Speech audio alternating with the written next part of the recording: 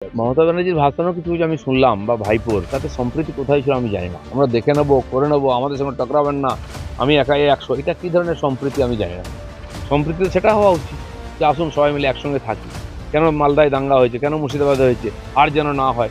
দায়িত্ব নিন, যাদের দিকে আঙুল তুলছে তাদেরকে উনি উস্কাচ্ছেন, এটা কী করে হবে? এটা সম্প্রীতি নয়। উনি সম্প্রীতি না ভাঙলে উনি ইলেকশন জিততে পারবেন না। বিজেপি তো হুঁশিয়ারিও দিয়েছিল বিষয়ে, বলেছেন যদি বাংলার সবাই একজোট না হতো তাহলে গোটা দেশে ওদের তাণ্ডব চলতো, এক নায়কতন্ত্র চলতো।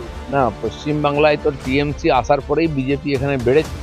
যে অভিযোগ করুক যাই করুক, সিপিএমরা গুটিয়ে গেছে, তারা অভিযোগ করছে, কিন্তু কেন? সিপিএমের অত্যাচারের বিরুদ্ধে টিএমসি এসেছিল, আর টিএমসির অত্যাচারের অনুন্নয়নের বিরুদ্ধে লোকে বিজেপির দিকে এসছে। আজ যদি ভাষণ দিতে হয় রাজনৈতিক মঞ্চে দিন না। পবিত্র ঈদকে অপবিত্র করে কেন রাজনীতির কথা বলছেন? আমি মুসলমান ভাইদের বারবার বলবো, যে তাঁবেদার নেতাগুলো ওদেরকে নিয়ে এসে রাজনীতি করছে, তাদের থেকে বিচ্ছিন্ন করুন। ইসলাম ধর্ম যদি শান্তির ধর্ম হয়, শান্তির কথা হোক।